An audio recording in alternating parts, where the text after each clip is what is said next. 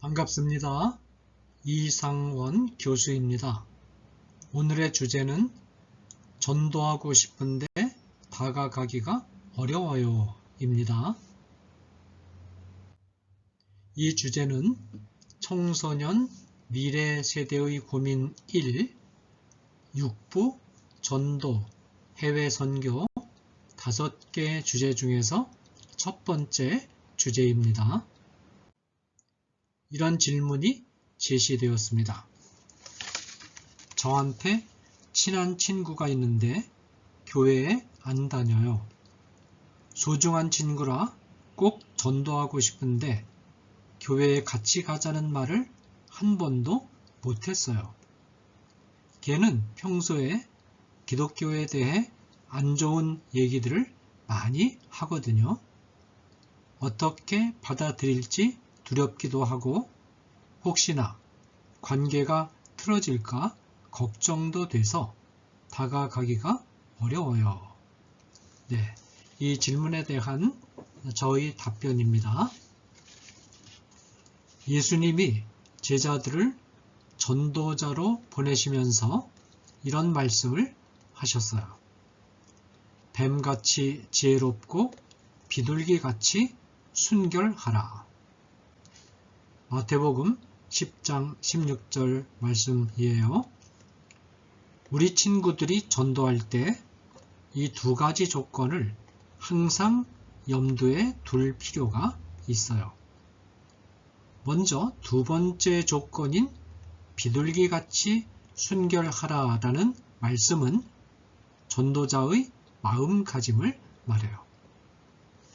전도자는 순수하고 깨끗한 마음을 가지고 임해야 해요.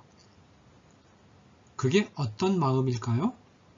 믿지 않는 친구들의 영적인 상태를 정말로 안타깝게 생각하고 긍휼히 여기는 마음을 말하죠. 아마도 우리 친구 중에는 교회에 대하여 아주 호의적인 친구들도 있을 것이고 적대적인 친구들도 있을 것이고 아니면 아예 관심이 없는 친구들도 있을 거예요. 하지만 친구들이 어떤 태도를 가지고 있든지 같은 마음으로 대해야 하죠. 그리고 이런 순수한 마음에 뱀같이 지혜로우라 라는 첫 번째 조건이 첨가되어야 해요. 뱀같이 지혜로우라는 말은 상대방의 마음을 얻기 전에 치밀하게 준비하는 과정이 필요하다는 뜻이에요. 그뿐만 아니라 전도의 대상이 누구인가에 따라 그 대상에 알맞는 전략을 신중하게 짜서 각각 다른 방법으로 접근하라 하는 뜻도 담고 있어요. 치밀한 준비가 없는 상태에서 전도의 대상이 어떤 특징을 가지고 있는가를 생각해 보지도 않고 돌직구처럼 무턱대고 들이대는 것은 좋은 방법이 아니에요. 먼저 대상이 누구든 전도하기 위해서 준비해야 할 공통적인 준비사항에 대해 알아보기로 해요. 저는 다음과 같은 3가지 항목을 반드시 준비해야 한다고 생각해요. 첫째, 우리 친구들이 기독교의 가장 기본적인 진리를 확실하게 알아야 해요. 베드로는 너희 속에 있는 소망에 관한 이유를 묻는 자에게는 대답할 것을 항상 준비하라 라고 권고하고 있어요. 베드로전서 3장 15절 말씀이에요. 이 말씀은 왜 예수님을 믿느냐고 물으면 예수님을 믿는 이유를 확실하게 대답할 준비를 항상 하고 있으라는 뜻이죠. 우리 친구는 예수님을 왜 믿느냐고 물으면 확실하게 대답할 수 있죠? 이 부분에 대해서는 CCC라는 대학생 선교회에서 전도용으로 사용하는 사형리가 도움이 될 거예요. 사형리는 예수님을 믿어야 하는 이유를 4가지 원리로 알기 쉽게 정리한 것인데요. 우리 친구가 이 사형리를 잘 외우고 있으면 좋겠어요. 그래야 누군가가 왜 예수님을 믿느냐, 왜 교회 생활을 하느냐라고 물으면 언제든지 대답할 수 있으니까요. 우리 친구가 전하는 사형리를 듣고 예수님을 믿겠다고 결심하는 사람이 있다면 함께 손을 잡고 주님을 영접하는 기도를 드리세요. 대화를 나누다가 우리 친구가 답변하기 어려운 질문이 나올 수도 있어요. 그때는 솔직하게 답변할 만한 실력이 없다고 말하고 목사님이나 다른 성도에게 물어보자고 하면서 교회로 인도하면 되겠죠? 둘째로, 전도할 대상을 위해서 인내심을 가지고 기도해야 해요. 기도를 통해서 성령님께서 전도 대상자의 마음을 변화시켜 달라고 간절한 마음으로 구하는 거예요. 하나님이 우리에게 맡기신 역할은 구원의 소식을 전하라는 것이지 구원하라는 게 아니에요. 사람의 마음을 변화시키시는 분은 성령님이시죠. 우리에게 맡겨진 역할은 성령님이 대상자의 마음을 변화시키실 수 있도록 성령님의 조수가 되어 심부름하는 거예요. 우리는 상대방이 받아들이든지 받아들이지 않든지 구원의 소식을 전하면 되는 거예요. 마음이 좀 가벼워지죠? 기도를 꾸준히 하다 보면 전도 대상자가 내가 아닌 다른 사람을 통해서라도 구원받는 기회를 얻기도 해요. 때로는 시간이 아주 오래 걸리는 경우도 있죠. 10년, 20년이 걸릴 때도 있고 우리 친구가 세상을 떠날 때까지도 주님께로 돌아오지 않을 수도 있어요. 하지만 전도 대상자가 구원받는 때는 하나님께 맡기고 실망하지 않고 끈질기게 기도하는 것이 중요해요. 그러면 하나님이 어떤 방식으로든 그리고 어느 땐가는 반드시 응답하실 거예요. 셋째로, 우리 친구 자신이 하나님의 백성다운 바른 삶을 사는 것이 매우 중요해요. 말만으로는 절대로 사람을 감동시킬 수가 없어요. 사람들은 전도자가 살아가는 모습을 보고 나서야 감동을 받게 되어 있어요. 말을 아무리 잘해도 말한 대로 살기 위하여 노력하는 모습이 없다면 사람들은 교회에 가자는 제안을 받아들이지 않을 거예요.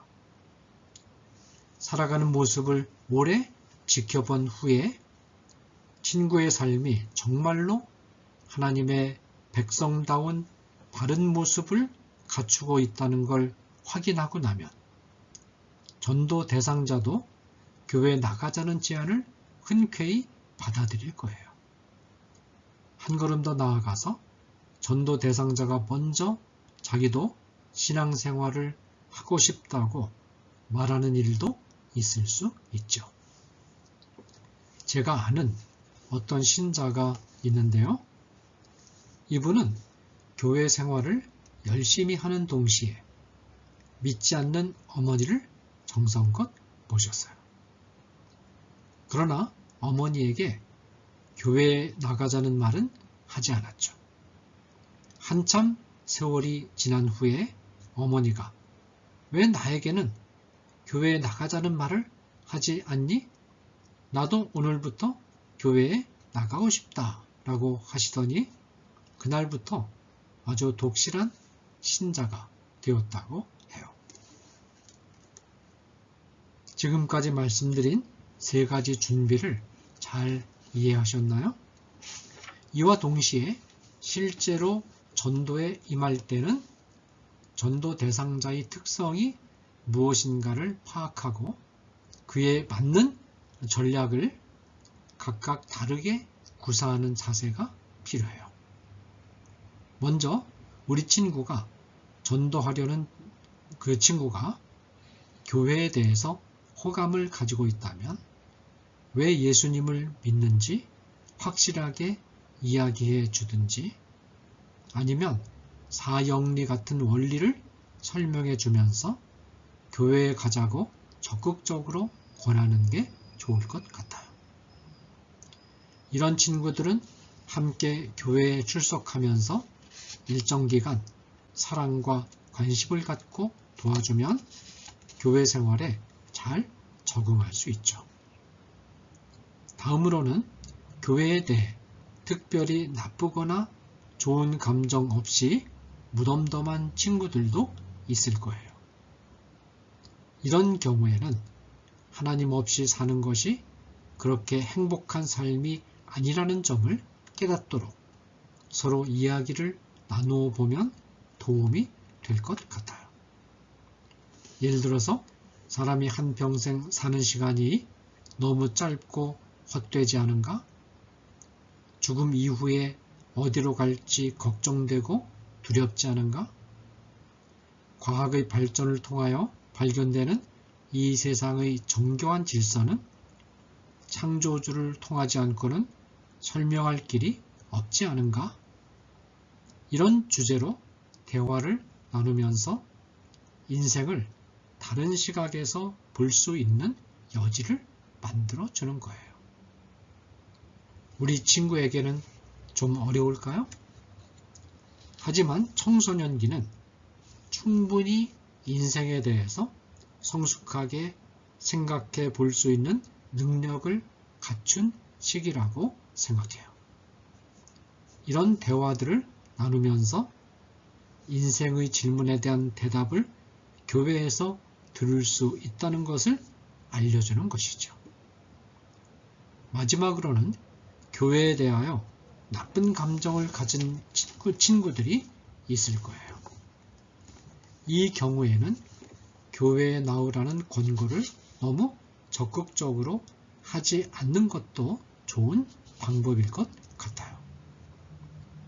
그런 방법보다는 아름답고 바른 하나님의 자녀로서의 삶의 모습을 보여주는 것이 가장 좋은 전도 방법이라고 할 수 있죠. 또 이런 친구들이 교회에 대하여 부정적으로 말하는 것이 꼭 잘못된 것만도 아니에요. 실제로 교회와 기독교인들이 바르게 살지 못했기 때문에 이런 말들이 나올 수도 있으니까요. 따라서 시간이 걸려도 인내하는 가운데 바르고 아름다운 삶의 모습을 계속 보여줌으로써 나쁜 감정을 가진 친구가 이 친구는 뭔가 좀 다르네? 사는 모습이 신선하고 아름답네? 하는 생각을 할 수 있게 해야 해요.